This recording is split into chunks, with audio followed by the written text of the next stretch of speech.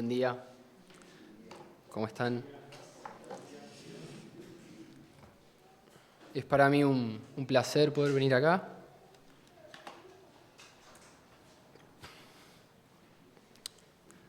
Cuando leyeron el anuncio, vieron Pelufo y pensaron que era el Canoso. Lo cambiaron, dicen, ¿no? Tengo el gusto de ser su sobrino. Espero, como decía Mati, honrar al Señor ahora con la exposición de su palabra. Nos hubiese encantado con mi esposa poder estar hoy juntos acá, los dos, los 3, los 4 y los 5. Pero bueno, ya está de 8 meses y era difícil el traslado. Así que calculo yo que estará viendo por Zoom no, por la plataforma, el mensaje. Un saludo. Bueno, desde marzo del 2020, como mundo, vivimos la llamada nueva normalidad, que produjo una revolución social, distanciamiento, tapabocas, alcohol en gel en todos lados, colas.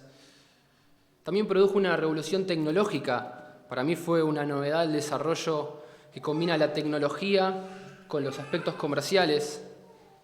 Tenemos Pedido Ya, Coto Digital, Carrefour Digital, todo digital tenemos. En el ambiente laboral, también esta nueva normalidad llegó y lo esperado por tantos, el home office. Trabajás desde tu casa, despeinado, con mal aliento y en pantuflas.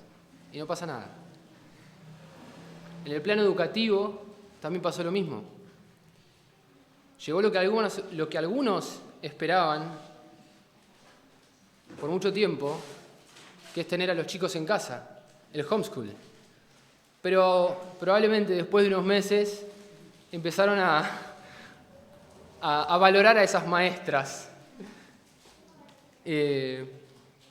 Sí, así fue. Y seguramente nosotros en el ambiente cristiano, hablando en serio, el homeschool, el home office, nos encanta porque nos permite estar trabajando desde casa. Ahora bien, hay algo que nosotros no podemos permitir que pase y que sería aún más trágico que la pandemia misma. Y es que como cuerpo de Cristo no podemos permitir que llegue el home church. No podemos permitir eso, porque el cristianismo no puede vivirse aislado. Por el contrario, la Biblia nos dice que la unidad de la iglesia, esto es, la comunidad entre el pueblo de Dios, es vital para la vida del creyente. La comunión entre el pueblo de Dios es vital para la vida del creyente. En esta mañana nosotros vamos a estar viendo el Salmo 133, el cual nos habla de la bendición de la unidad del pueblo de Dios. Así que les pido que me acompañen ahí.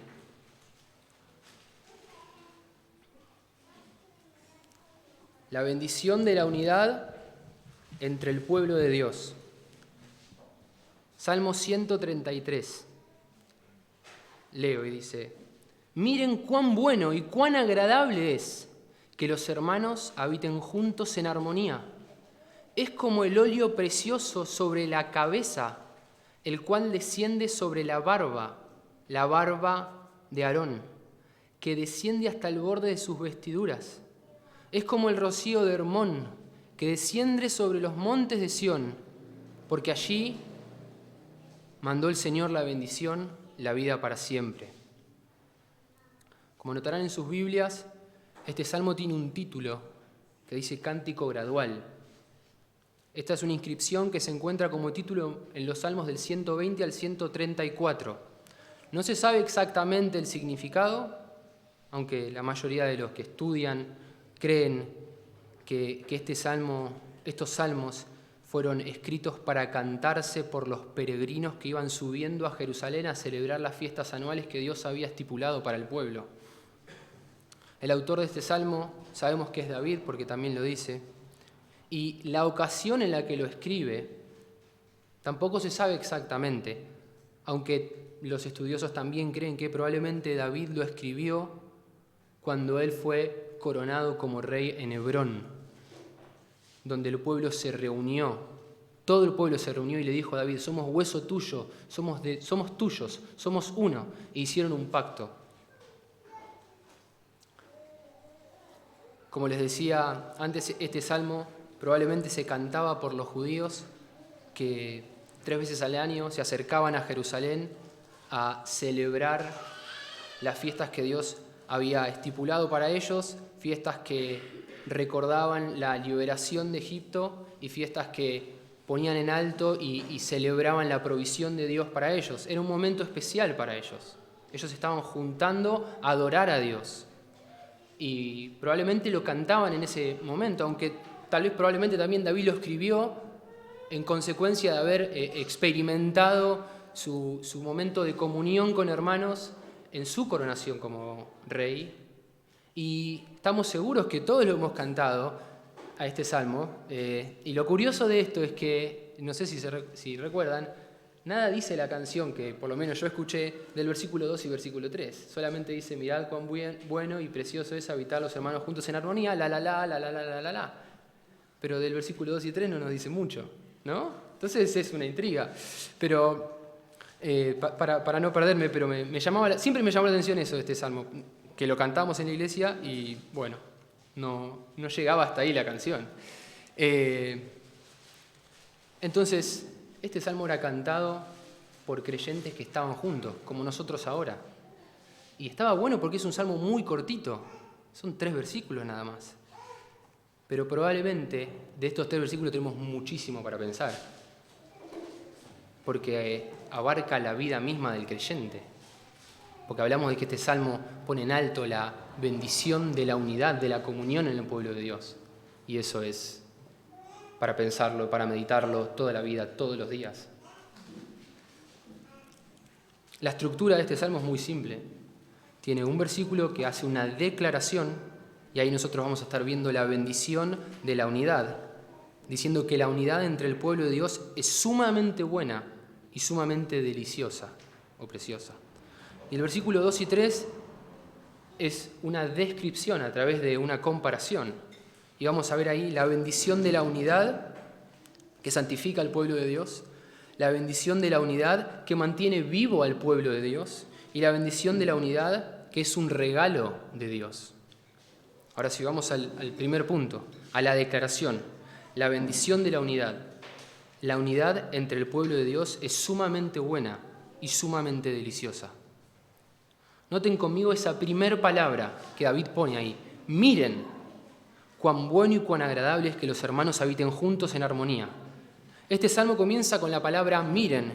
En nuestra traducción interpretamos un verbo en imperativo, pero en el original se trata de una interjección, que es una palabra que expresa una impresión o sentimiento profundo, el cual sirve para iniciar la comunicación, para establecer el contacto con el oyente antes de emitir el mensaje, procurando actuar en la voluntad del receptor.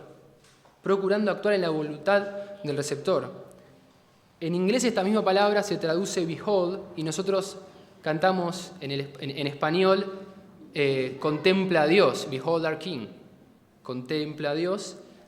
Ese es el punto. La primera palabra es contemplen, miren. Spurgeon dice, con su toque poético de siempre, ¿no? Es una maravilla que rara vez se ve. Por tanto, mirad.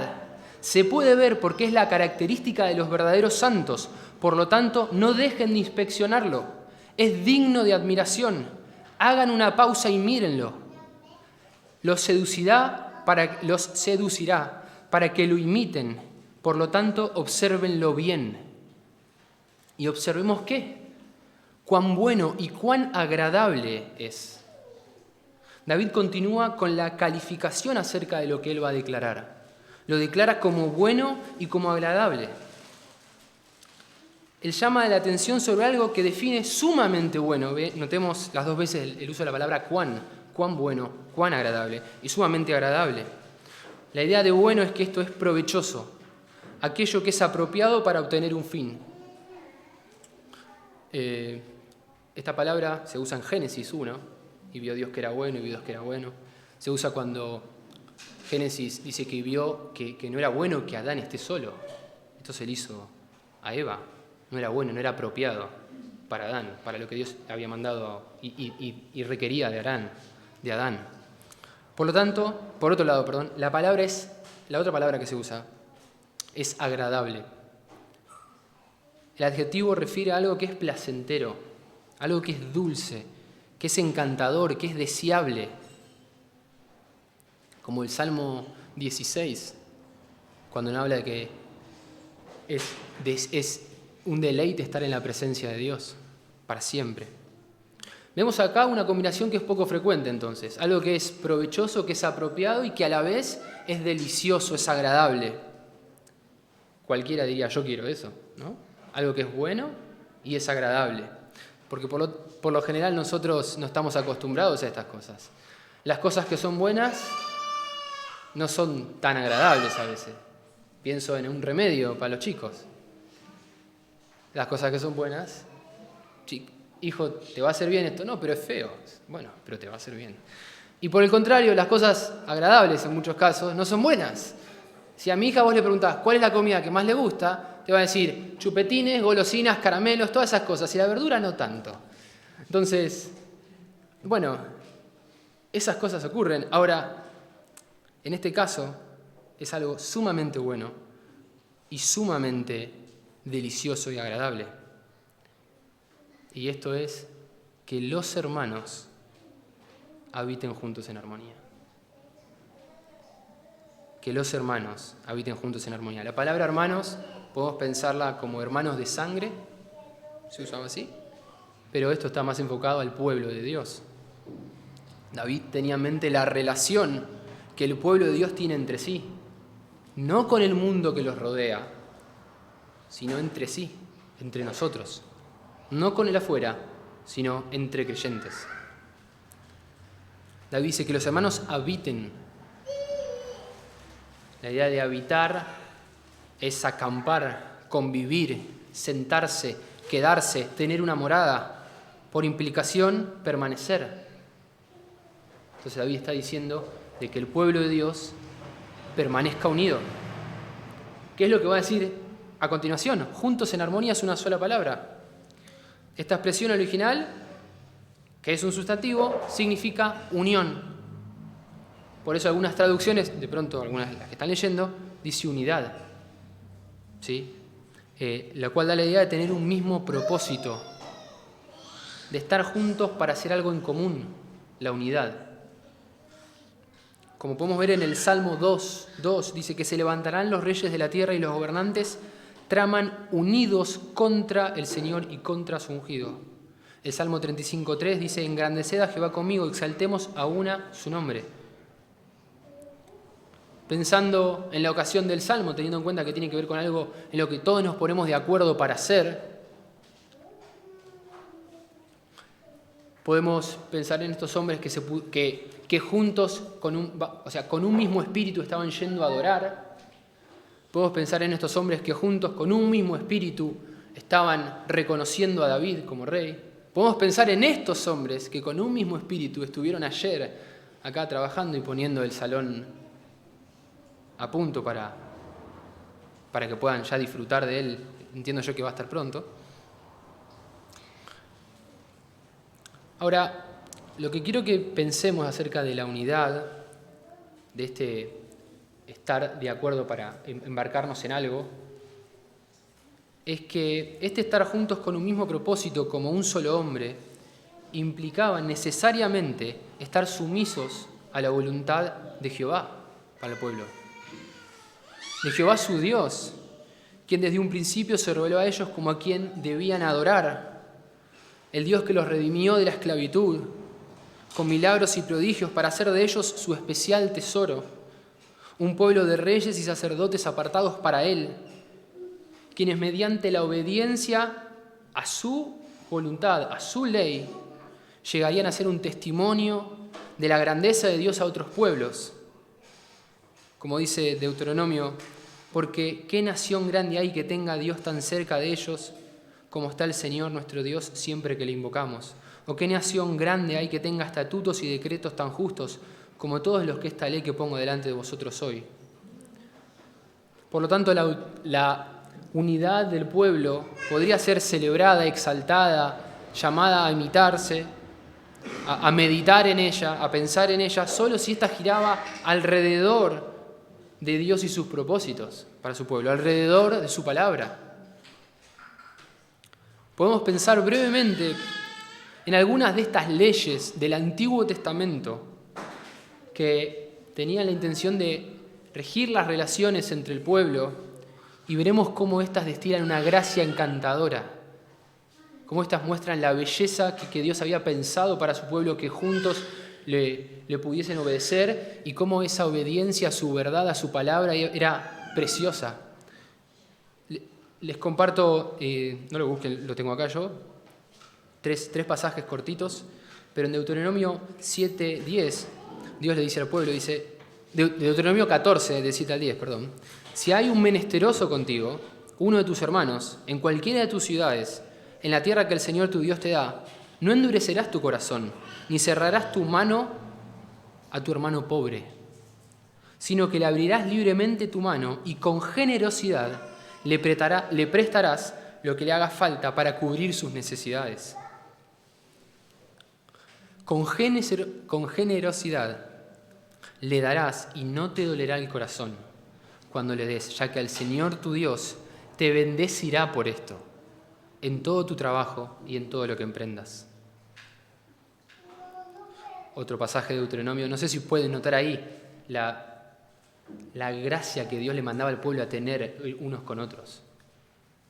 Deuteronomio 15, del 1 al 3, le dice, al cabo de cada 7 años harás condonación de deuda.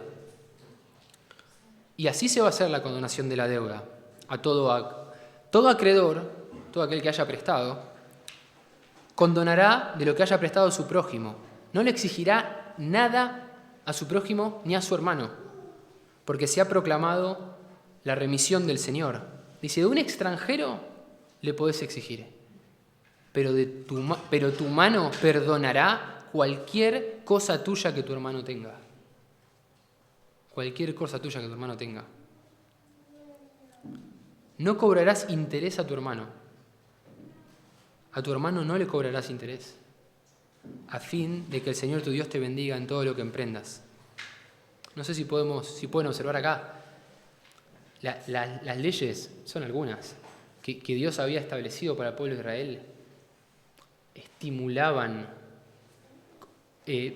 la generosidad entre ellos.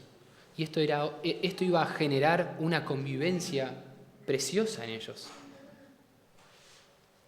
Por otro lado, sabemos que Dios les prohibió la venganza, la codicia, el robo, la mentira, el dar falso testimonio, la parcialidad. Todas las leyes de convivencia del pueblo implicarían, como siempre, en su obediencia, amar a Dios y amar al prójimo, cumplir los 2 grandes mandamientos.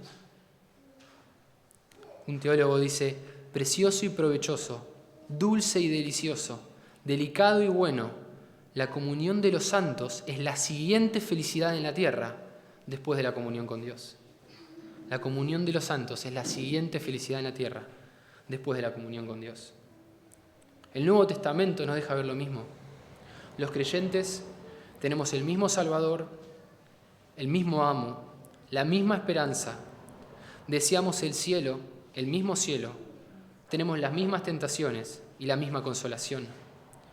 Y si bien no somos iguales, no pensamos todos igual, en las cosas que más importan claramente estamos en sintonía, y su palabra en nosotros tiene el mismo efecto. Se nos ha dado una larga lista de mandamientos de unos a otros en el Nuevo Testamento que expresan cómo se ve la unidad entre el pueblo de Dios. Somos llamados a amarnos unos a otros, somos llamados a vivir en tranquilidad, somos llamados a recibirnos unos a otros, depende de la hora, ¿no? A veces uno puede decir, pero somos llamados a recibirnos unos a otros, a preocuparnos unos por otros, de manera que si uno llora, yo me lloro con él. Si uno se alegra, yo me alegro con él. Somos llamados a servirnos unos a otros, a soportarnos. Esa es más difícil. Pero somos llamados a soportarnos unos a otros, a ser pacientes, amables, perdonadores, a estimarnos unos a otros, a hablar la verdad entre nosotros, a alentarnos, a exhortarnos, a estimularnos al amor y a las buenas obras, a confesarnos los pecados, a orar unos por otros, a hospedarnos, a ser humildes, a poner al otro por encima mío, a estar sujetos unos a otros. Somos llamados también a alabar juntos. Tremendo. Y claro, lo que acabamos de leer, esto se da en la medida en la que estemos juntos. En la medida en la que estemos juntos. Que habitemos juntos. No todos en una misma casa, pero sí que estemos juntos, que pasemos tiempo juntos. Esto está totalmente en contra del pensamiento individualista y se para en contra del home church. Este pensamiento individualista es mundano. El hombre tiene su meta, su objetivo y no le importa lo que tiene al costado y va para adelante. Dios nos llama a correr la carrera juntos.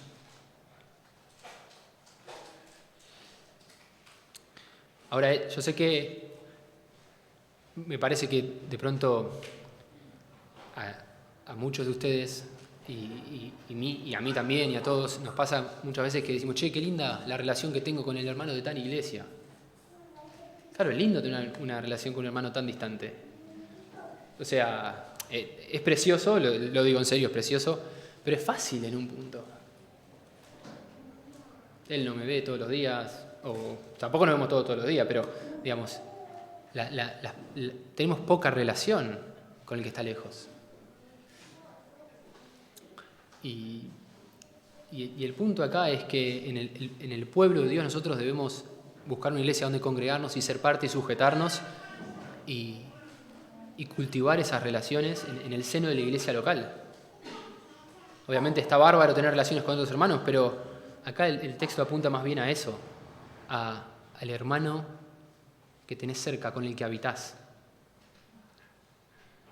Yo recuerdo en una iglesia grande como la de Carapachay, que no tenemos relación todos con todos, hermanos que decían, qué linda persona esta, hasta que empezaron a trabajar juntos.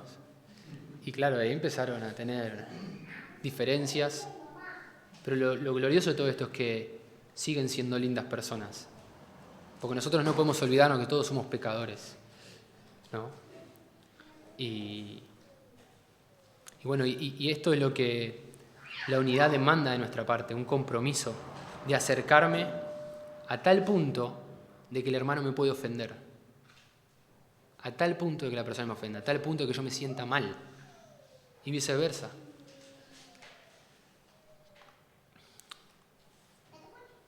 Y el punto de esto es justamente que me acerco a ese nivel, a la vida de mi hermano, y ese hermano a ese nivel a mi vida, en que nos podemos ofender, pero nos debemos perdonar.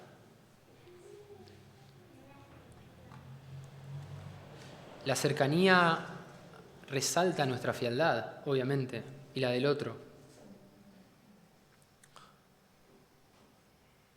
Pero eso llama a que el Evangelio fluya entre nosotros. Llama a que el Evangelio fluya entre nosotros. Más que nunca, cuando abunda el pecado, debe abundar aún más, debe sobreabundar la gracia. Y es por eso que nosotros debemos vivir practicando el Evangelio entre nosotros. Esto pasa mucho en una familia, ¿no? Los que estamos casados lo sabemos. Esto implica un compromiso. Esto implica un compromiso de tener unos con otros, un compromiso de amor.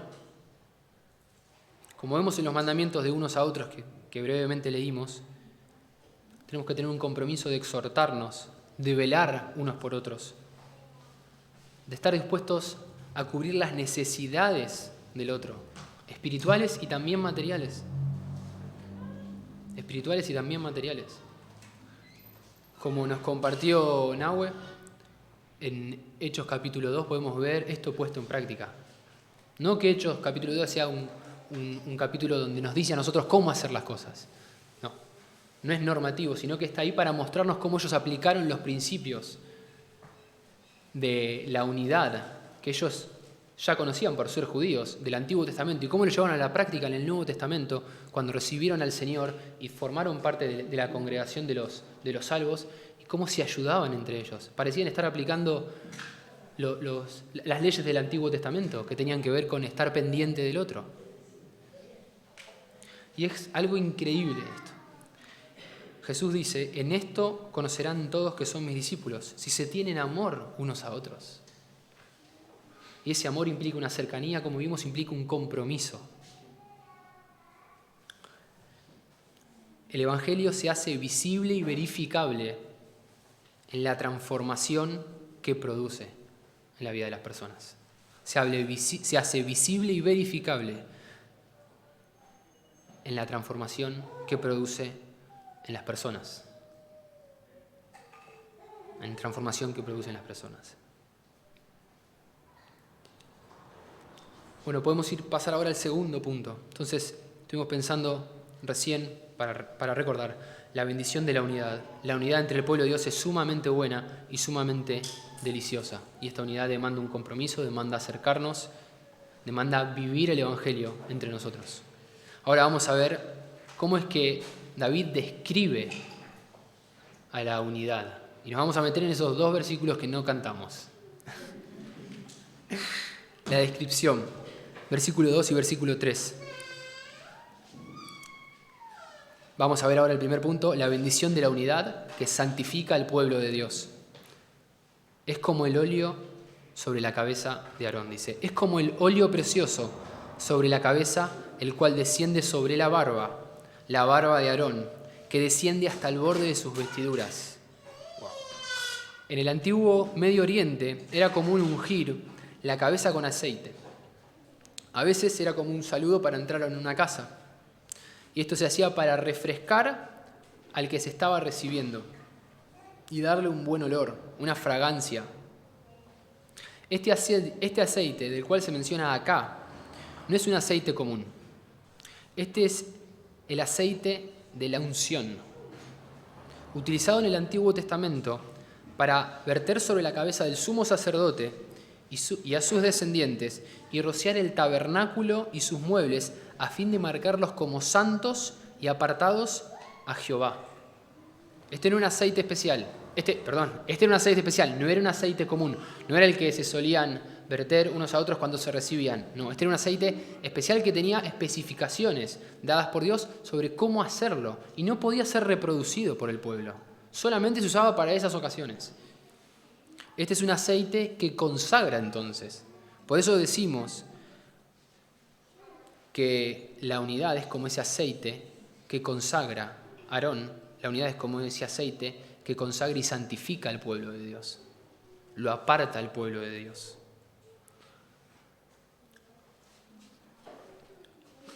La unidad, hermanos, nos santifica. La unidad nos santifica. Nos hace más parecidos a Cristo. Nosotros podemos pensar que leyendo buenos libros, escuchando buenas prédicas en internet, que cantando buenas canciones en nuestras casas, seremos más como Él. Podemos pensar eso. Podemos pensar que leyendo buenos libros, estudiando la Biblia, y eso es verdad en parte. Eso es verdad en parte, porque no es suficiente. Para crecer en la santidad debemos estar sujetos unos a otros, sirviéndonos unos a otros, amándonos unos a otros, como recién vimos. Debemos ser humildes, como lo vemos en Filipenses capítulo 2, considerando a los demás como superiores a nosotros mismos, estando dispuestos a servir a otros, y para poder hacer esto debemos considerar a Cristo. Podemos decir que para ser más como Cristo debemos mirar más a Cristo, que nos da el mayor ejemplo de de lo que produce la unidad, que es la humildad. Pero yo quiero quedarme pensando en esto porque corremos todos el riesgo de creer que nuestra vida cristiana está bien porque nos compramos el Logos, porque estamos estudiando en un seminario y porque escucho los sermones del domingo y porque todo el día escucho música cristiana. Ahora, si yo hago eso y no paso tiempo con el pueblo de Dios, ¿cómo voy a practicar la palabra de Dios? Este es un salmo sumamente práctico en sus implicaciones. Es un salmo que busca dar sabiduría y sabemos que la sabiduría en la Biblia está entendida no como el conocimiento teórico, sino el conocimiento práctico. Una persona sabia es una persona que sabe tomar decisiones, que sabe vivir la vida. Entonces, para mí, justo ayer hablábamos con Ezequiel, no fue hace mucho que caí en la cuenta de esto, de la necesidad que tenemos para ser santos, de estar juntos. Sí, estar juntos alrededor de la palabra de Dios, como hacían los hermanos en Hechos. Estar juntos alrededor de la palabra de Dios, estar juntos adorando a Cristo, estar juntos alabando a Cristo, pero estar juntos. No podemos vivir el cristianismo aislado. No hay santificación en la vida de un creyente si ese creyente está solo en una isla. No la hay. Por eso podemos decir que la unidad es una bendición para nosotros. Yo me acuerdo cuando apenas me convertí, teniendo esta idea, no sé por qué todos tenemos como esta idea en la cabeza de que la santificación la tenemos en la medida que nos comamos la Biblia, que es verdad, pero si yo no la aplico y la aplicación de la Escritura está en la comunión. Yo me acuerdo que me inscribí en un instituto bíblico. Yo pensaba, decía, bueno, de acá 3 meses voy a ser mucho más santo. Pensaba eso. De acá 3 meses, todo lo que voy a entender, decía. Me fui antes de los 3 meses, pero por otra cosa, pero es errado. Tenemos que corregir, tenemos que reformar nuestra forma de pensar. La reforma en la vida de una persona viene por la Biblia aplicada entre el pueblo de Dios. Por eso lo que está pasando acá ahora, yo pienso en la vida de muchos de ustedes con los cuales hemos compartido charlas. Esto de poder tener una iglesia acá es algo que tienen que valorar como oro. Como oro. Es sumamente bueno, es sumamente precioso esto. Que tengan problemas entre ustedes por estar juntos, por involucrarse, es lo que el Señor hizo. Él tuvo problemas, Él fue a la cruz. Nos cuesta, somos egoístas, pero la unidad, pensemos en ella como algo precioso. Cuando digas, necesito ser más santo, necesito estar con el pueblo de Dios. Necesito estar con el pueblo de Dios.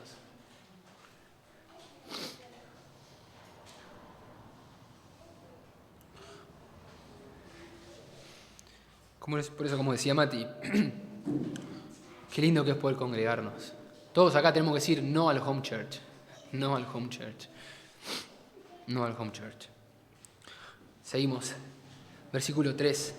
La bendición de la unidad, esta mantiene vivo al pueblo.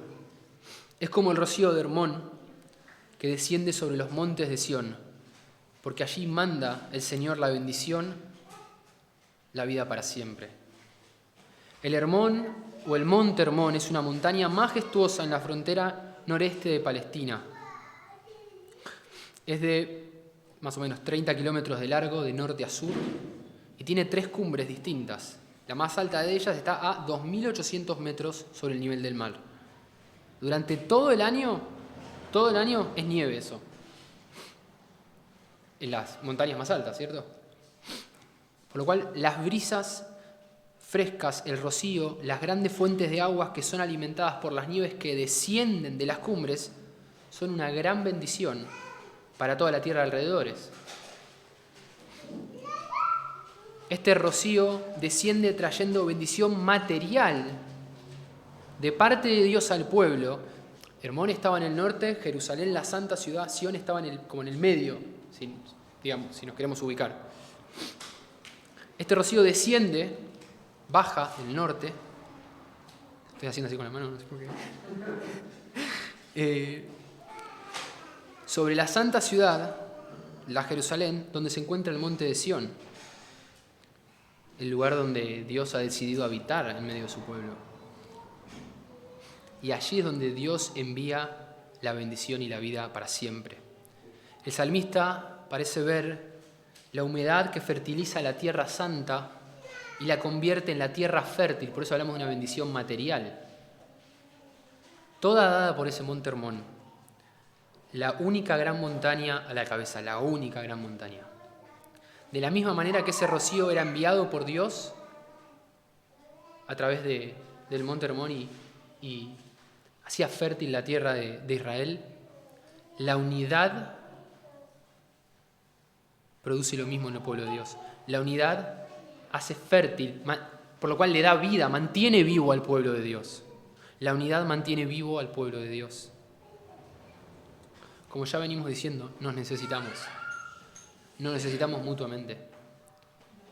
Efesios 4 concluye una exhortación que se da a preservar la unidad, llamando a todos los hermanos a cumplir su rol. Dice de Efesios 4:15, sino que siguiendo la verdad en amor crezcamos en todo aquel que es la cabeza, esto es Cristo, de quien todo el cuerpo, bien concertado y unido entre sí por todas las coyunturas que se ayudan mutuamente, según la actividad propia de cada miembro, recibe su crecimiento para ir edificándose en amor. Sobre esto podemos pensar, entonces, que nosotros nos necesitamos mutuamente entre nosotros, entre los miembros del cuerpo de Cristo, que somos todos. No solo necesitamos de los pastores, de los que nos enseñan la Biblia. Nos necesitamos entre todos. Todos los miembros. No importa cuán pequeño, no importa que sea el dedo meñique, entre todos nos necesitamos. Porque dice que estamos conectados por las coyunturas para dar crecimiento, que mantiene, que vivifica al pueblo. Y estos son los puntos de contacto que se ayudan entre sí. Entonces nosotros nos ayudamos entre nosotros. La iglesia es un organismo vivo. Cada uno tiene dones específicos y ha sido colocado por Dios para edificarse. Acá podemos pensar, ánimos para los que nos creemos débiles, para los que nos sentimos el dedo meñique.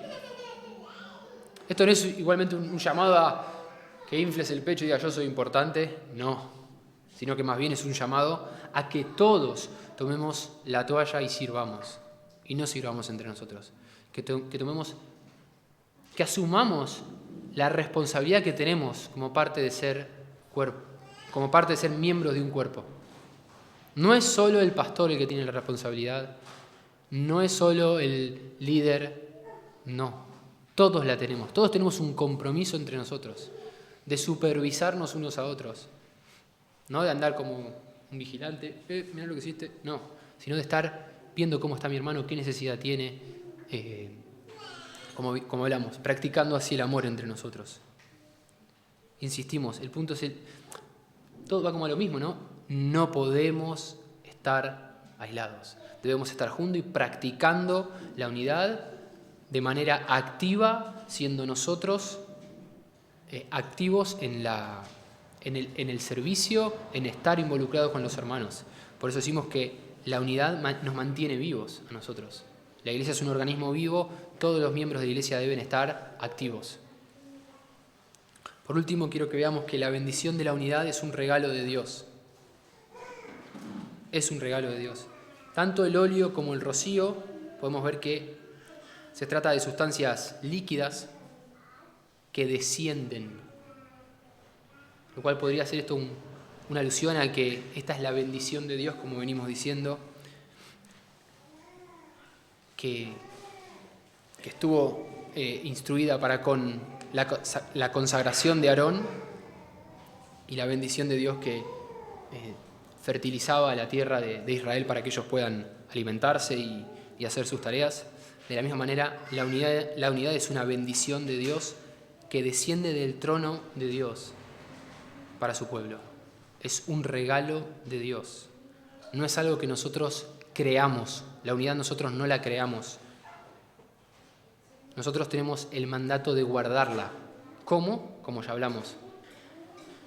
Involucrándonos, pasando tiempo juntos, estando interesados unos por otros, amándonos, practicando su palabra. Pero los creyentes somos llamados a guardar la unidad. Nosotros ya hemos sido unidos por medio de la obra de Cristo. Hemos sido reconciliados con Dios y entre nosotros.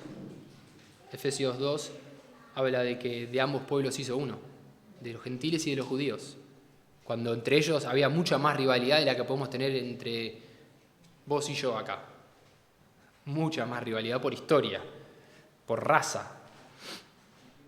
Pero quien creó la unidad, quien la hizo, es Dios. Y Él se la dio a su pueblo. Y nosotros solamente somos llamados a preservarla, a guardarla. Efesios 4, del 1 al 3. Y esto hacerlo de una manera diligente. Entendamos, hermanos, que esta unidad puede verse dañada y afectada por nuestros pecados. Puede verse dañada y afectada por nuestra indiferencia.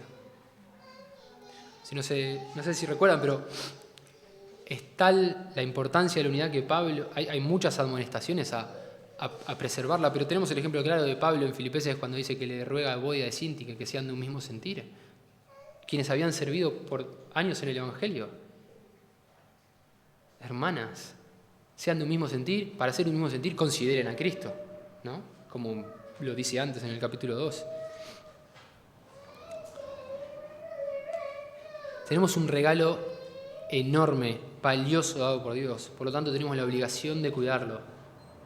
Es muy lindo, hace poco estuve en una iglesia donde recibieron nuevos miembros y en la recepción los nuevos miembros leían junto con la iglesia un pacto, un compromiso que hacían entre ellos. Un compromiso de estar atento, de supervisarse, un compromiso de practicar la piedad privada, íntima, un compromiso de instruir los padres a sus hijos en sus casas con la palabra de Dios, un compromiso a, si en algún momento se van de esa iglesia, a buscar otra iglesia sana. Nosotros tenemos que estimularnos en estas cosas, a comprometernos. Tenemos la obligación de cuidar la unidad de la iglesia. Recordemos que la unidad de la iglesia, por último, recordemos que la unidad de la iglesia es la defensa más grande de la fe cristiana. Es la defensa más grande de la fe cristiana. Juan 17, versículo 20. Jesús orando al Padre dice: pero no ruego solamente por estos, sino también por los que han de creer en mí por medio de la palabra de ellos.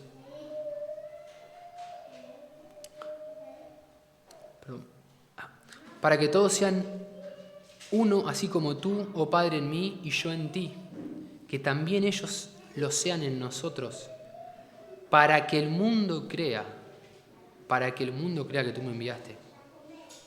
Yo les he dado tu gloria que tú me has dado para que sean uno, así como también nosotros somos uno. Yo en ellos y tú en mí, para que sean perfectamente unidos, para que el mundo conozca que tú me has enviado y que los has amado como también a mí me has amado. La unidad de la iglesia es la defensa más grande de la fe cristiana porque refleja la unidad que hay en el seno de Dios. Tremendo. Nosotros cuando estamos reunidos, cuando nos estamos amando, le estamos mostrando al pueblo, al mundo, que Dios es real. Estamos mostrando al mundo que Dios es real. Por eso decíamos hace un rato que el Evangelio debe manifestarse en la vida de los que lo profesan. ¿De qué manera? De esta manera. Yo creo que todo este tema nos nos revuelve muchas cosas a nosotros. Porque nos encanta compartir tiempo juntos y realmente podemos ver que es precioso, que es delicioso, como una rica comida estar juntos. Yo me acuerdo también cuando apenas me había convertido que me fui de vacaciones y no tenía dónde congregarme y deseaba estar en la iglesia donde me había convertido. Deseaba estar con los jóvenes, deseaba estar con ellos. Pero de pronto yo debo reconocer que disfrutaba de esa comunión, pero no sé hasta dónde yo para aquel entonces tenía un compromiso con la vida de otro. Y acá en la unidad se nos llama a tener un compromiso con el otro. Si yo veo que un hermano está pecando, yo debo orar y debo, por amor a la unidad y por amor a la vida de ese hermano, debo acercarme y hablar con ese hermano. Y eso es dificilísimo para nosotros, porque nos amamos demasiado a nosotros mismos y no nos queremos exponer. No nos queremos exponer desde el momento en que nos cuesta abrirnos con otros. No puede ser que un creyente no le comparta a nadie sus luchas. Pero también nos cuesta abrirnos y nos cuesta acercarnos a otro y abrir la puerta del corazón de otro. También nos cuesta. Por eso, a la luz de lo que vemos y podemos seguir pensando, y los animo a que sigan pensando en esto, nosotros debemos desear la unidad y sí, hermanos, el obedecer a Dios implica darle la espalda a mí, darme la espalda a mí mismo y ponerme a disposición de lo que Dios me pide. Sabiendo que la unidad, cuando la practiquemos en su totalidad, es algo precioso, es delicioso. Y ese momento tenso, donde te hablaron o tuviste que hablar con alguien, si trae fruto de arrepentimiento, después se transforma en algo hermoso, como cuando los casados tenemos problemas. Con mi esposa, lo que más disfrutamos es la reconciliación. Es lo que más disfrutamos. Reconciliarnos, pedirnos perdón, que el Evangelio fluya entre nosotros. Pero no va a fluir el Evangelio entre ustedes, entre nosotros, si nosotros no nos acercamos, si nosotros no nos comprometemos. Para cerrar, me encantaría leerles les voy a leer, me encantaría y lo voy a hacer. A veces uno tiene como frases, en fin. Una oración muy linda, es un fragmento de una oración del libro Ante el Trono de la Gracia, un libro de oraciones de John MacArthur. Yo cuando la leí se me caían las lágrimas, porque es lo que nos pasa para mí. Dice: Padre nuestro, gracias porque has diseñado un plan de redención que rescata a los indignos y los culpables de su difícil situación y los coloca en tu reino. Ese reino no solo existe como esfera celestial y eterna, también tiene una presencia vital ahora en esta tierra. Se nos recuerda que tú no solo salvas a los pecadores, también los reúnes en un cuerpo bajo el poder de tu Espíritu para llevar a cabo tus gloriosos propósitos. Nos regocijamos que hayas proyectado edificar tu reino por medio de tu cuerpo y que cada miembro tenga una función importante que desarrollar. Tu gracia es abundante de todas las maneras. Te bendecimos por el Evangelio y todo lo que conlleva. Gracias porque disfrutas de nosotros y nos combinas en esta entidad maravillosa que es la Iglesia.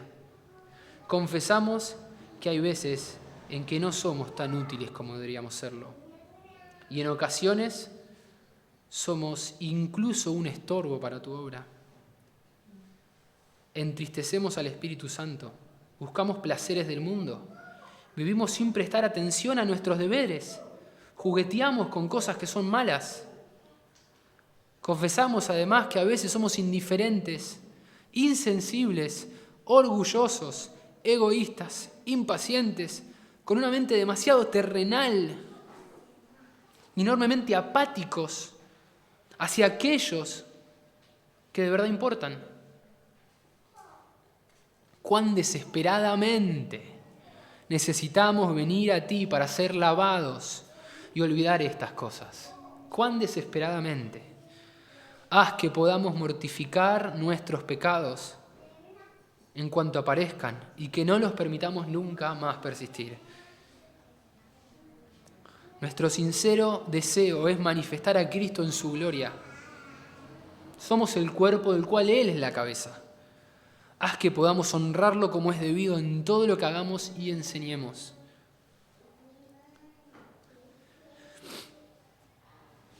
Por todas las veces que te hemos ofendido, Señor, pedimos tu perdón con humildad.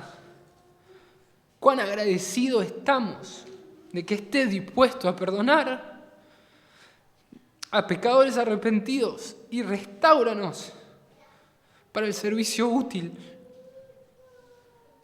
Tú, Señor, eres todo lo que necesitamos. Purifícanos para que podamos reflejar con mayor claridad la gloria de Cristo.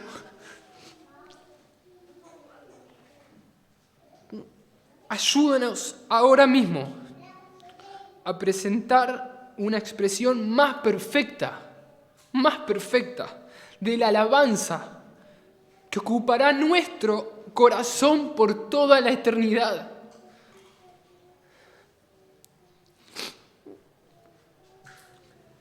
Por toda la eternidad viviremos juntos. Ese es el plan de Dios. El plan precioso. Que Dios nos ayude ahora, acá, a buscarlo desesperadamente para que ese amor que un día gozaremos sin pecado sea ahora visible y gente de afuera pueda verlo y llegue acá porque ve a Dios entre nosotros. Oramos.